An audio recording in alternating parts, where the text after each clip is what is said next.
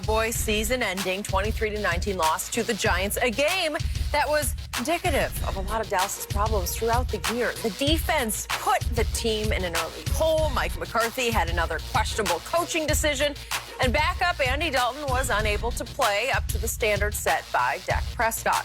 With the loss, Dallas finished the year at 6-10 and will pick 10th overall in the upcoming NFL draft. Fox Sports NFL analyst and Hall of Famer Eric Dickerson joins us now. Eric, it is great to see you, and I see you smiling.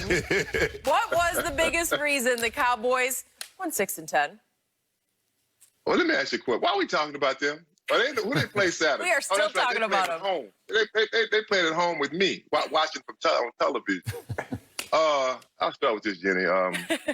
When the season started, I told a buddy of mine, he's a big Browns fan. I said, y'all made a hire. That was a great hire. I said, you hired Bill Callahan.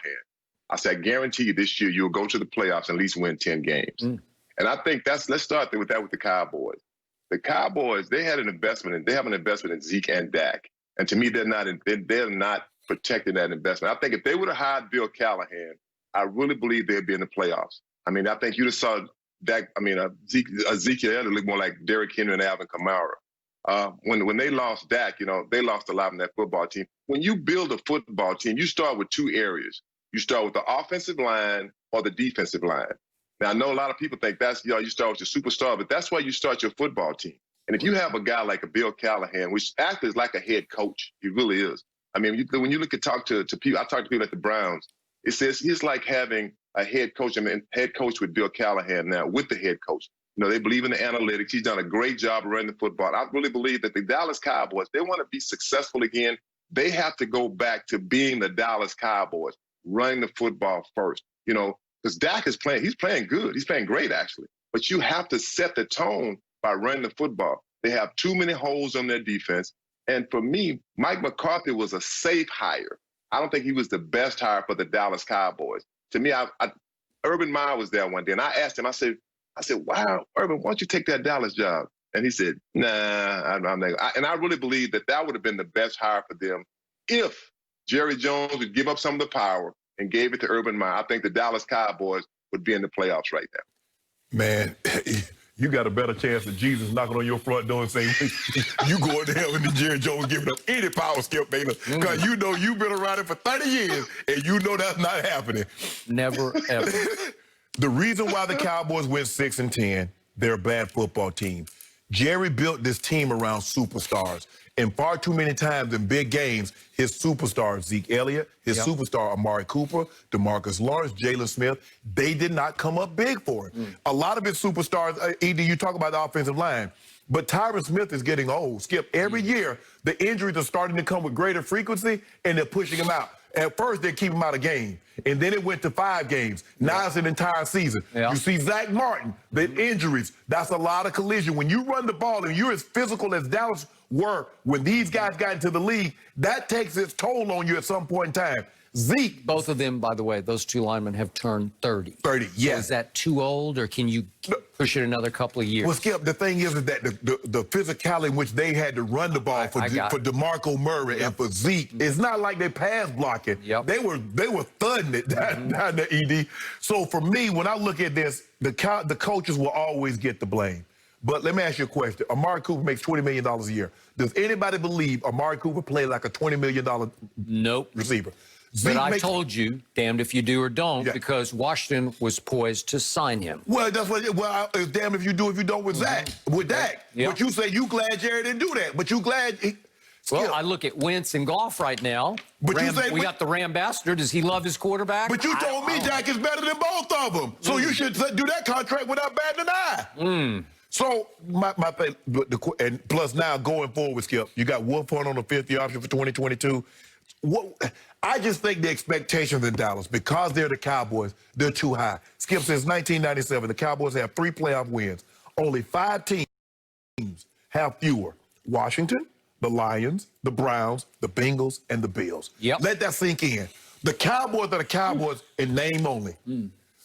That's it, Skip. I mean, they're in there with the Lions, the Browns, the Bills, the Bengals, and Washington. That's the group that they're in there with playoffs. I thought that's how we judge good teams. We talk about them like they're the Patriots. The Patriots not making the playoffs. We can point to one thing. We can say, okay, Tom Brady. Yep. Maybe that was the sole reason they lost. But the Cowboys, they bad. They've been bad. Edie, I won 5 games of duo skip too because I told him we weren't going to make the playoffs. Even with a 7 spot, an extra seed, you got an extra playoff team, Skip, and you couldn't make it. You won 5 cases because of Mike McCarthy and then Doug Peterson. If those 2 things don't happen, I win 5 cases because my team suddenly, inexplicably got hot at the end of the year. My team dominated the Giants in the second half until my first-year coach, once a made man in Green Bay, but that was 10 years ago, long, long time ago, until 8 minutes left in the game, there was a catch that obviously wasn't a catch. You could see it after one replay up on the big screen. And my new head coach, who I don't know what he does, he's in name only, I guess, he just had his hands in his pockets looking up at the big screen there at the Meadowlands. It was cold. And he didn't pull the red flag out and throw it. If he throws it, we win. Because if he throws it, all of a sudden, a 50-yard field goal becomes a 60-yard field goal, and they don't even try it in the swirling winds of the Meadowlands. What's at MetLife Stadium? Yeah. And they punt, and here comes Andy Dalton, who actually had caught fire in the second half the way he had down the stretch of the end of the regular season, and I believe we would have won that game. Of course, Doug Peterson would have yanked the rug out from under us on Sunday night by putting Nate Sudfeld in the game in the fourth quarter, but that's a whole nother issue. So now, it's probably too soon for me to be talking about this because I haven't recovered from Mike McCarthy on Sunday.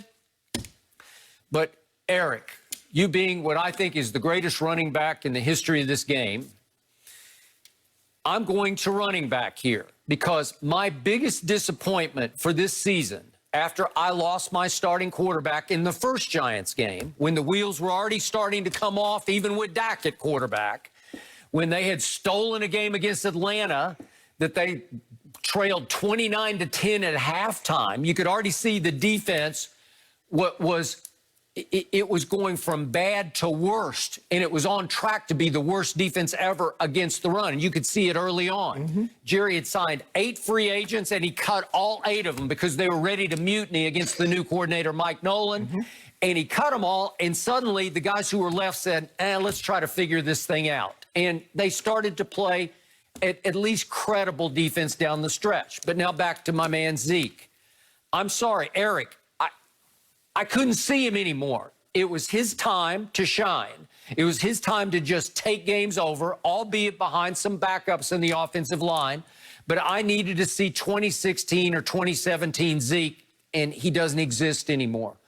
I'm sorry, he's lost his burst. He hasn't lost his heart or his will, but he does have a new, really dangerous habit of if he feels a tweak, he just waves out. And he waved out in the first half after they got it 1st and 10 down at the Giants 16. And it just takes the heart right out of my team. So he runs hard on short yardage situations. He'll run through a brick wall.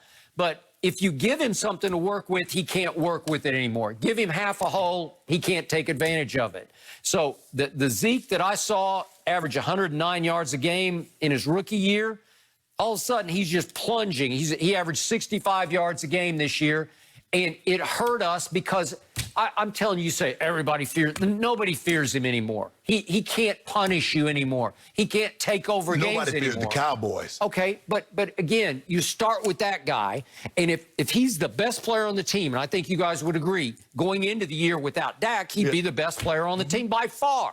Highest paid running back in pro football. He can't live up to that anymore. And so Jerry overpaid for Zeke and for Amari and for DeMarcus Lawrence and for Jalen Smith. Right. Way overpaid for all of them because none of them lived up. And then you just mentioned the free agents. He cut 7 of them. He traded the other one. He did. So that was a disaster. Got rid of them. So it was. So you will give any blame to Jerry? Yes, I'm going to give all the blame to Jerry. Okay. I can't blame him for the offensive line just crumbling and falling completely. The Travis Frederick, right. How do you blame anybody for No. that? He's got a syndrome, Right. and he just says, I got to stop. Right. You know, I got to quit. Right.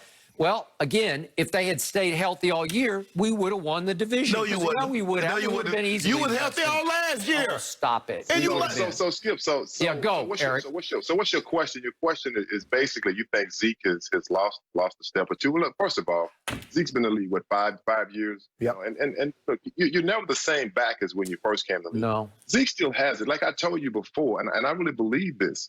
I said, if y'all would have hired a guy like Bill Callahan, I think you'd have saw a difference, even the backup players, because one thing you don't understand is an offensive line coach, a guy that knows how to coach offensive linemen. And the running game is just like the passing game.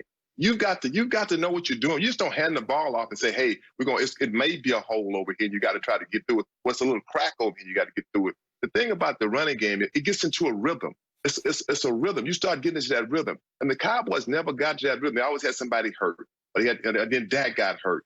You know, it was always something with that football team. And so when you have a strong offensive line or offensive line coach, like I go back to when I was with the Rams, you had Hudson Houtt. Hudson Houtt made the biggest difference with our offensive line. Yeah. And I say this because a lot of people, they don't know who offensive line coach is. They don't even know who the offensive linemen are because, you know, there's a bunch of big guys. But those guys up front, they make it go. They make it happen. They make it. If you have a great quarterback, let's take Tom Brady, you know, the GOAT. You take Tom Brady.